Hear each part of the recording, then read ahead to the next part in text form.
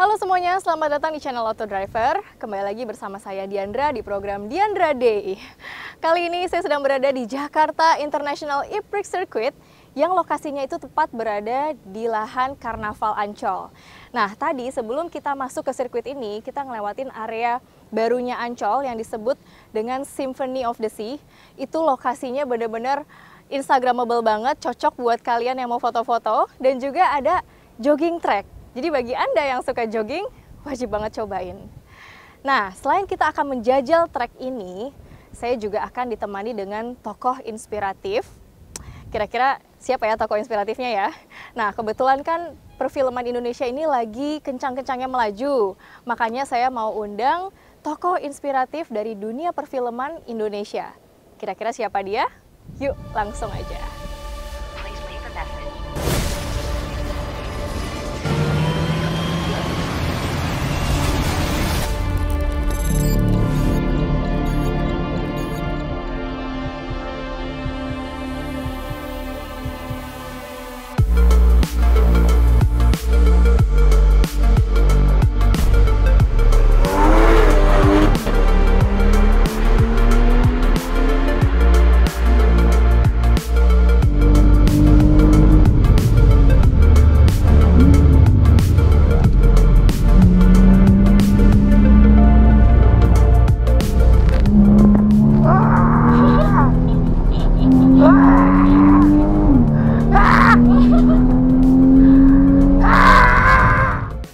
Nah, seperti yang saya bilang sebelumnya, kalau hari ini kita akan berbincang-bincang dengan tokoh inspiratif di dunia perfilman Indonesia.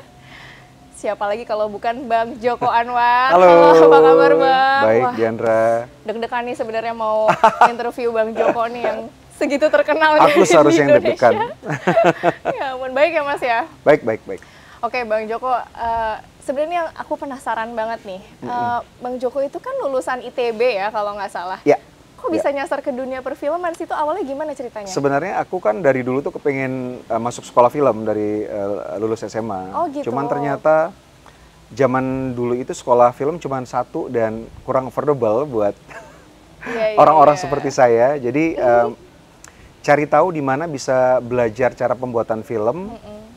Salah satunya adalah di ITB, karena di ITB itu ada semacam klub film mahasiswa. Oh, kegiatan ekstra kurikuler dan ya? akhirnya masuk ITB karena ya mau masuk tadi itu kegiatan ekskul di kampus, tapi ternyata ketika masuk ITB-nya lulus tapi kegiatan mahasiswanya nggak lulus karena ada ospeknya, terus nggak cocok sama sistem ospek gitu, jadi nggak. Jurusan apa Mas di ITB? Dulu aku ambil Aeronautical and Aerospace Engineering di ITB. Wow, itu kayaknya rumusnya gila-gila banget ya. Rumusnya lumayan. Iya. Nah, dari ITB terus akhirnya lulus malah jadi aktif di dunia perfilman Indonesia. Udah gitu juga udah banyak banget menyutradarai film-film yang keren-keren banget yang kita semua ya udah bisa, nggak bisa itu pakai jari lagi lah. Pokoknya udah banyak banget nih ya. Dari genrenya yang biasa aja, yang keluarga segala macam, sampai juga horor, bahkan sempet nge-remake juga Pengabdi Setan. Nge-remake Pengabdi Setan ya? Iya, itu film yang keren banget juga. Sampai yang bikin penasaran tuh sekarang udah mulai juga masuk ke yang Bumi Langit Universe ya. Genre beda lagi. Nah itu sebenarnya gimana sih Bang Joko? Apa mau ala-ala Marvel gitu apa gimana sih? Kalau aku sebenarnya bikin film kan karena berangkat dari suka banget film, jadi movie buff, dan nggak pernah memandang ada satu genre yang lebih penting dari genre yang lain. Jadi semua film aku tonton dari kecil, walaupun horor punya tempat yang spesial di dalam hati, tapi semua genre suka dan kepingin bikin film dari semua genre juga. Seperti yang Diandra bilang, udah pernah bikin komedi, udah pernah bikin thriller, pengen bikin horor juga udah, dan kayaknya genre superhero tuh tantangannya di Indonesia apalagi ya, kan harus teknologinya harus bagus banget, dan akhirnya ya udahlah aku mulai bikin film superhero tahun 2019 dengan Gundala di Bumi Langit Cinematic Universe, karena ya tantangan gitu. Jadi aku percaya bahwa kalau misalnya kita stuck di sebuah tempat, di sebuah genre, kalau bikin film kayaknya nggak bakal berkembang. Jadi harus ada yang men-challenge gitu, supaya kita bisa perform dengan baik terus. Dan kalau misalnya stuck kan jadi bosan ya. Jadi tantangannya lebih tinggi, performa harus lebih tinggi. Jadi wah, keren. Berarti habis ini ditunggu genre-genre berikutnya lagi nih ya, Bang mudah-mudahan ya. ya. Mudah-mudahan ya. Nah, tadi sempat juga bahas soal performa. Kalau lagi bareng-bareng nih lagi menyutradarai film gitu ya, artinya kan Bang Joko tuh bos dong di situ. Iya dong. Enggak. Nah, gimana sih caranya Bang Joko untuk menampilkan performa yang oke, yang maksimal, yang kira-kira bisa diterima juga sama semuanya, karena di situ jadi leader gitu kan. Nah, itu gimana caranya Bang jadi Joko? Jadi leader bener, tapi nggak jadi bos, karena aku jadi sutradara malah berusaha untuk jadi orang yang memberikan ruang buat semua kru dan pemain supaya mereka bisa memberikan yang terbaik gitu. Cara supaya bisa memberikan performa yang baik sebagai seorang leader, kita harus persiapannya harus benar gitu. Persiapannya cukup. Jadi ketika kita bekerja kita tahu harus melakukan apa. Karena kadang-kadang kalau misalnya kita nggak ada persiapan sampai di lokasi syuting kerja juga nggak tahu mau ngapain, performa juga nggak oke. Tapi kalau persiapannya kita cukup, kemudian yang paling penting juga adalah komunikasi. Kalau komunikasinya bagus sesama pemain dengan kru juga, kita bisa memberikan yang terbaik. Jadi memang ini kata kunci ya performa ya, karena yang namanya performa itu akan make sure semuanya berjalan dengan lancar dan mulus gitu. Kalau misalnya film ada beberapa departemen, ada satu departemen yang tidak memberikan performa yang semestinya, sebagus apapun departemen lain nggak akan jadi sebuah film yang dikerjakan dengan baik, dengan hasil yang baik. Jadi semuanya harus perform. Kata kuncinya memang performa. Keren banget Bang Joko. Aku boleh nanya nggak? Ditanya terus dari tadi. Boleh, apa tuh? Aku curious banget, aku kan udah ngikutin Diandra udah lama ya, dan betul-betul salah satu tokoh yang aku sangat look up tuh, karena betul-betul aku suka orang yang nggak template gitu kerjanya. Dan Diandra obviously punya passion, sekarang jadi seorang pembalap, reviewer mobil, dan aku sering bertanya-tanya awalnya dari mana sih, kenapa memutuskan mungkin orang tua juga pembalap, tapi kan kadang-kadang nggak semuanya apa yang dilakukan oleh orang tua juga dilakukan oleh anaknya. Kalau Diandra momen yang aku juga mau berkecimpung di mobil otomotif, mau jadi pembalap, mau jadi reviewer mobil tuh apa? Kapan titik mulainya memutuskan this is it gitu? Ditanya balik sama Bang Joko loh, good question Mas. Jadi sebenarnya memang kita harus berani maju sih, berani melaju, karena kalau nggak dicoba kita juga nggak tahu nih kita bagus nggak sih di passion ini gitu. Dulu mungkin di saat teman-teman Diandra masih SMP, SMA itu pada hobinya sharing info makeup gitu Dulu kan belum ada internet yang sampai se-digital ini kan. Jadi kayak kalau Diandra gabungnya sama teman-teman laki, karena lebih interest ke otomotif, ke mobil, gabung klub mobil segala macam. Cuma memang harus mencemplungkan diri ke mobil banget gitu, supaya tahu kita potensial nggak sih untuk meneruskan passion ini gitu. Dan ternyata seru juga gitu loh sama main sama cowok-cowok, ngobrol soal mobil gitu. Dan akhirnya ya udah, biasanya kan emang seperti gitu ya, kalau kita udah mindset kita udah tertuju pada sesuatu, kayaknya alam udah ngebantu itu semua gitu kan. Jadi ujung-ujungnya ya udah makin lama makin banyak punya kenalan network di dunia balapnya, di klub mobil juga teman-teman klub mobil ngebantu sampai akhirnya terjun ke dunia balap gitu. Dan emang ya itu sih kuncinya, harus berani melaju gitu sih. Coba kasih tahu aku yang kamu rasain ketika nyetir balap tuh, apa yang membuat kamu ini perasaan yang nggak bisa didapat dari tempat lain.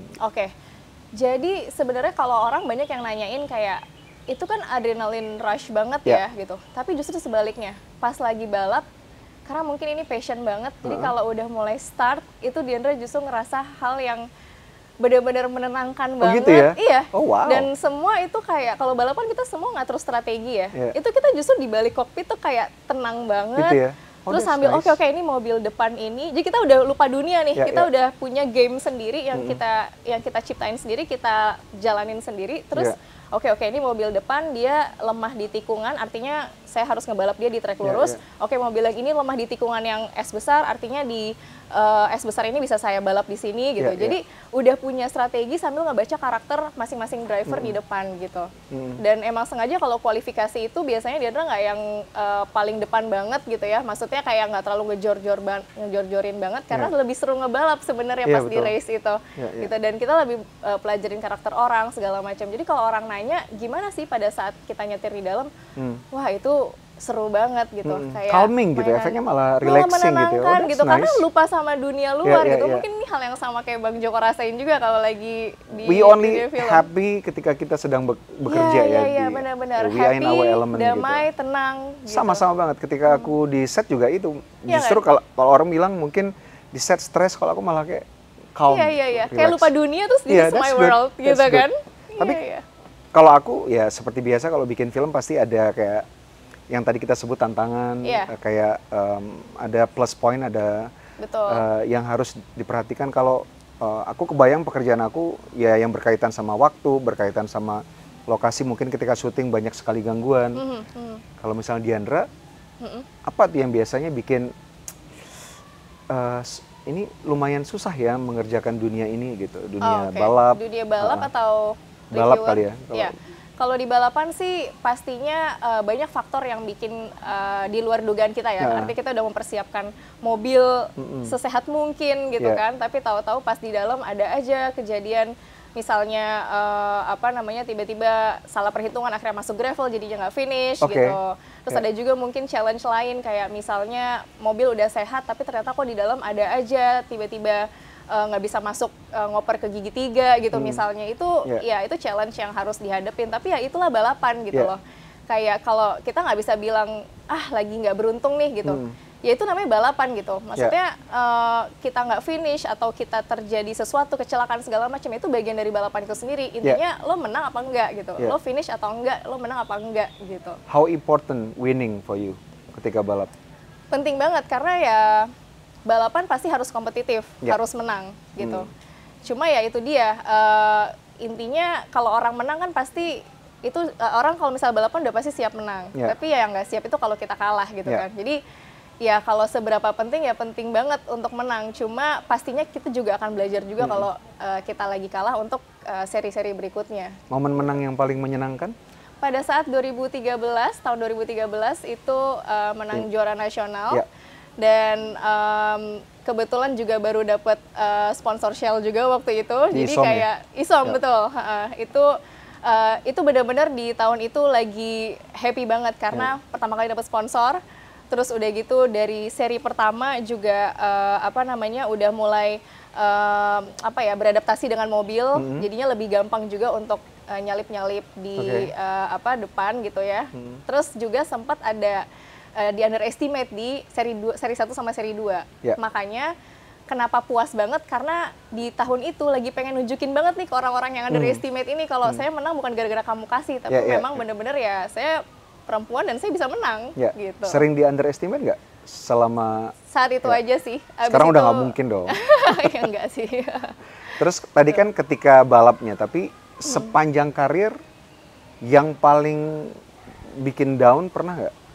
Sepanjang karir ya, paling bikin down kalau misalnya mobilnya tiba-tiba nggak bisa turun. Jadi balapan itu kan kita 3 hari ya. Jadi hari pertama official practice di hari Jumat, Sabtu itu kualifikasi, race day-nya hari Minggu. Jadi ini selama 3 hari ini kita harus ngejaga mental, ngejaga mobilnya juga gitu ya, kesehatan juga.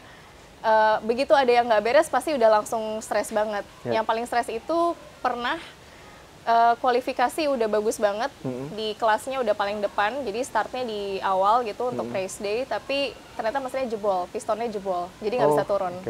Gitu. Itu tahun 2014 kalau nggak salah. Jadi itu momen yang sedih banget sih.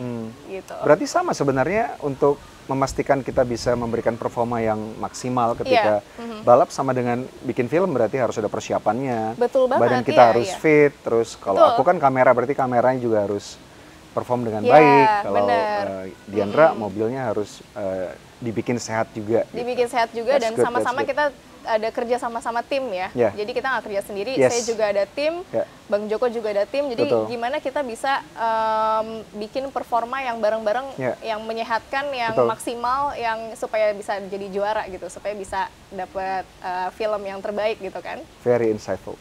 That's good. Balik lagi ke dunia perfilman Bang Joko. Suatu film itu kalau menurut Bang Joko dikatakan sukses tuh kalau apa sih? Apakah dia udah meraih viewers yang hebat, yang banyak, atau udah masuk ke pasar internasional, atau mungkin udah bisa masuk Netflix atau gimana? Kalau film aku percaya bahwa setiap filmmaker yang bikin film tuh pasti ada yang ingin disampaikan, ada yang ingin dikatakan. Jadi menurut aku bisa dikatakan sukses atau tidak kalau misalnya apa yang ingin dikatakan itu sampai ke target audience-nya. Ada film yang dibuat dengan target audience yang mass ya, yang mass audience. Misalnya film-film yang genre mainstream seperti horor gitu ya, kayak Pengabdi Setan. Tentunya bisa dilihat sukses atau tidak kalau misalnya apa yang ingin diceritakan, sensasi kengerian yang diberikan dari film itu bisa dirasakan juga oleh penonton apa enggak gitu, dan penontonnya banyak atau tidak. Tapi ada juga film yang memang dimaksudkan untuk mengatakan sesuatu untuk target audience yang terbatas, yang segmented. Itu juga bukan berarti kalau penontonnya sedikit berarti filmnya nggak sukses. Mungkin lebih dilihat apakah yang ingin dikatakan sampai ke target audience yang spesifik tersebut gitu. Ada juga film yang memang dibuat untuk sebagai showcase dari skill dari direkturnya, dari segi craftsmanship dan juga dari segi artistik. Biasanya bisa kita lihat apakah film tersebut masuk ke festival yang prestisius, yang susah untuk ditembus atau tidak. Aku juga pernah bikin film yang buat mass audience seperti Pengabdi Setan, Gundala, tapi juga pernah bikin film yang untuk audience yang lebih spesifik seperti Copy of My Mind, Perempuan Tanah Jahanam. Jadi memang dilihat dari intention pembuatannya gitu. Oh, oke. Jadi nggak semua dipukul rata ya, tapi tergantung si film itu dimaksudkan untuk apa, untuk siapa. Iya. Wah, keren banget Bang Joko. Bang Joko tadi kita juga sempat ngobrol-ngobrol kalau Bang Joko suka mobil kan katanya. Aku suka nyetir sendiri. Suka nyetir sendiri. Iya. Nah, ini berhubung kita udah di sirkuit nih, mau nggak? Mau dong. Ajak aku kira nggak bakal diajak. Mau gitu? Ya, mau ya? Mau banget. Bener ya? Ayo. Nggak takut kan? Enggak lah. Nggak mungkin takut sama Diandra yang nyetir, pasti kan. Pasti merasa tenang dan relax banget. Gitu ya, kayak aku lagi balapan. Oke, kalau gitu kita ke sirkuit ya langsung ya. Yuk.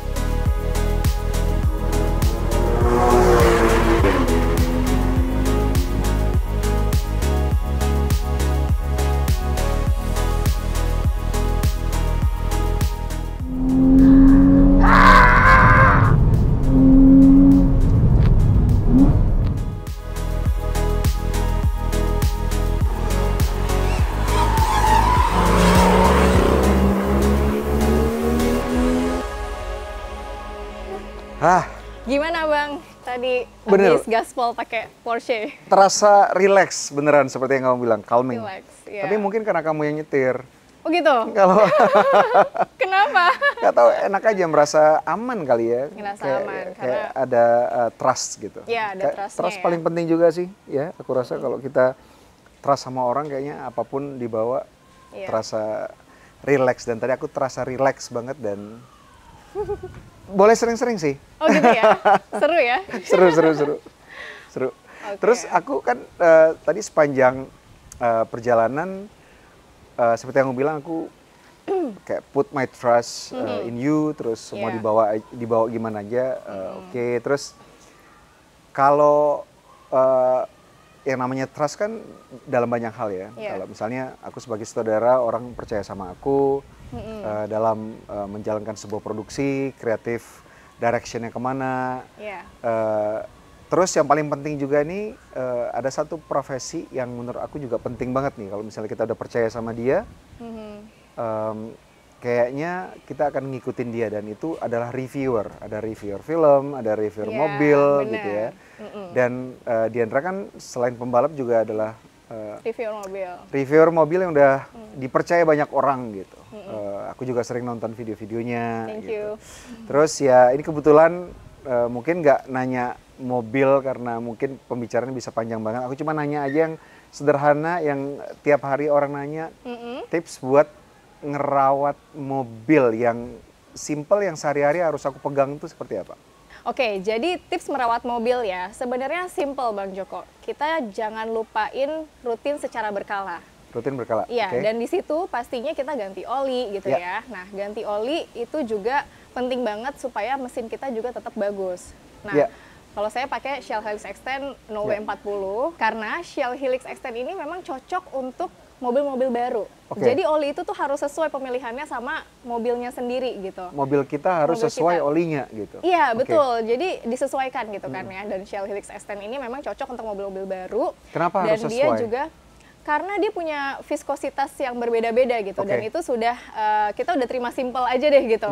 Jadi mobil yang baru ini kita pakai Shell Helix Extend, dia itu sudah carbon neutral, sudah full sintetis, yang mana dia juga dibuat dari gas alam sehingga hasilnya pun juga lebih murni. Jadi untuk mesinnya itu bisa lebih membersihkan secara maksimal. Gitu. Jadi performa mobilnya pun juga jadinya terasa seperti mobil baru terus gitu. Nah, itu karena penting banget. Ya kayak performa tadi ya, kita balik ke keyword performa itu tadi, nggak cuma manusia aja yang butuh performa yang baik, tapi mobil pun juga butuh performa yang baik. Dan salah satunya dengan ganti oli yang tepat. Dan harus kita berikan apa yang dibutuhkan oleh mobil kita. Kalau betul. misalnya kita tidak memberikan apa yang dibutuhkan oleh mobil kita, olinya mungkin nggak sesuai, performanya juga nggak sesuai, yang salahnya adalah kita gitu ya. Berarti kalau misalnya kita mau menggunakan oli, harus yang sesuai sama mesin dan mobil kita. Sesuai dengan mobilnya. Betul, gitu. That's good. Bang Joko, thank you banget atas waktunya. Seru banget hari ini ngobrolnya.